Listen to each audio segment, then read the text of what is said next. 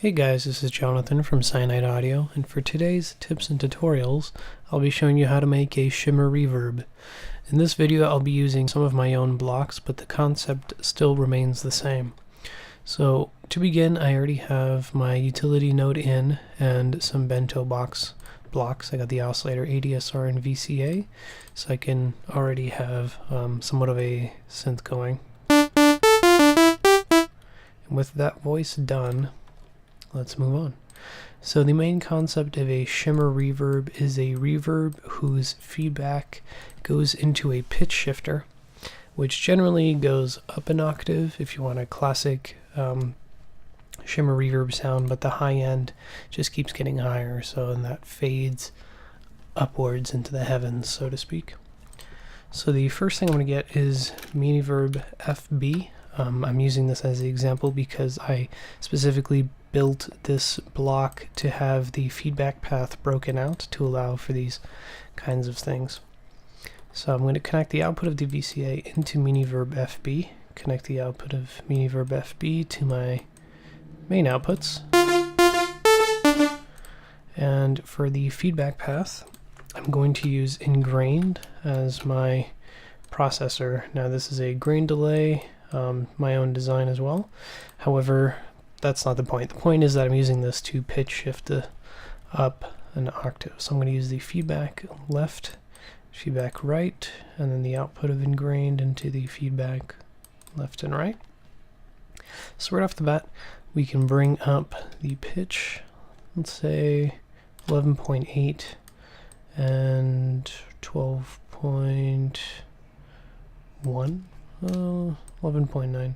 So we're just going to create this little minor difference in the pitch that will give us somewhat of a richer tonality to it. So I'm going to give a little bit of more size, completely wet with the shape. This is going to go into a diffused reverb mode, and we're going to give it a bit more time, and this is what that sounds like.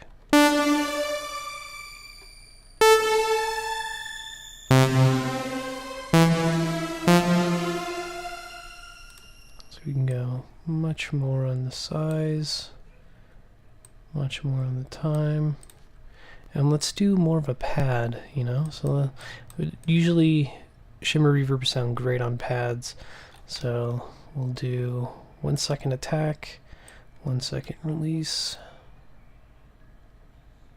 Alrighty.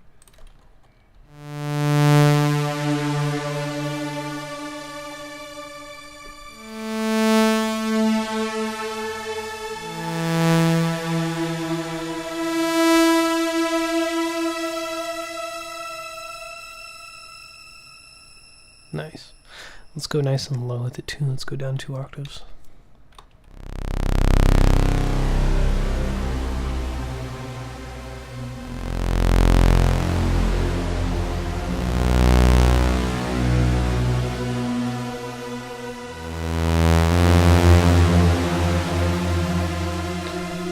So for this demo, I'm using a sawtooth wave just because of the higher harmonics. It makes it much more apparent that's being pitch shifted.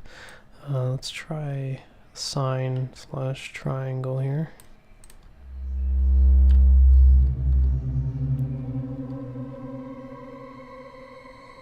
Oh yeah, definitely. Let's increase the grain size.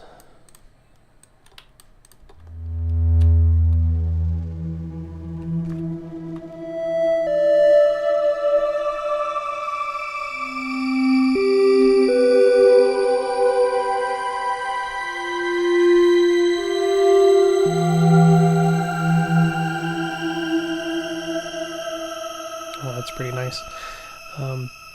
So that's the essentials for a shimmer reverb. Now we can do some other stuff with this as well. We could just go 100% wet. Let's see, we can decrease the volume a little bit for doing that. We also have some high pass, low pass, or more like dampening.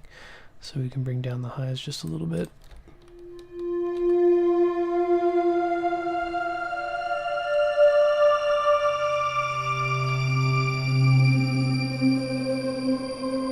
Or have that opened up. You can also half the delay times, or more like double them. It's going to be half playback speed.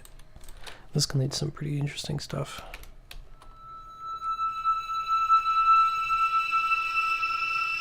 Yeah, I start getting some artifacts.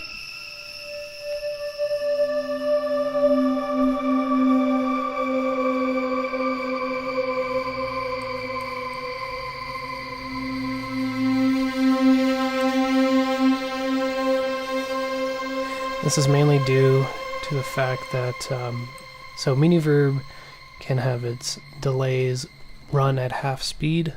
However, EnGrained still runs at regular, so you start getting some very interesting sort of sample rate differences going on in there.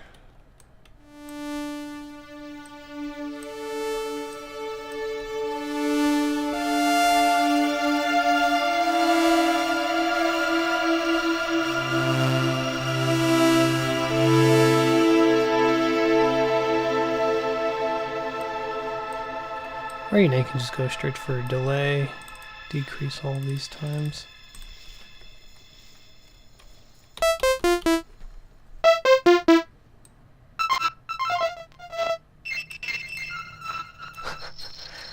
That's so weird. Let's go back to regular.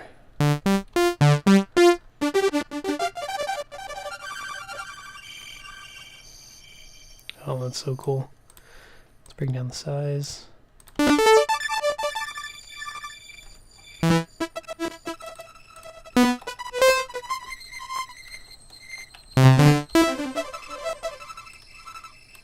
Change your grain settings. Turn off smooth.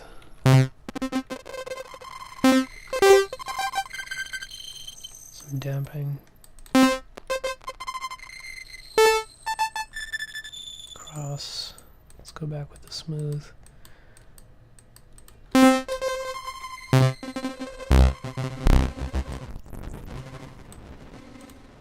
Do extremely long delay times.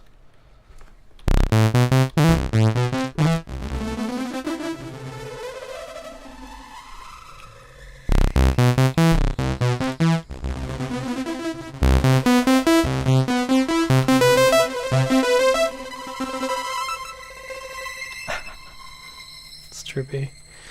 But yeah, there's tons of things you can do once you start actually playing with the way a Shimmer Reverb is built. So the cool thing I showed off my MiniVerb here is because of the feedback path being broken out and the ability for any other processing effects to be used. So you can also have your own really cool comb filtering, your own pitch shifting, your own distortion plugins, whatever you want in there, which is really neat. And I think it leads to some great amount of accessibility for controlling your sound to how you want to tailor it. But anyways, that has been tips and tutorials for a Shimmer Reverb, and I hope you all enjoyed.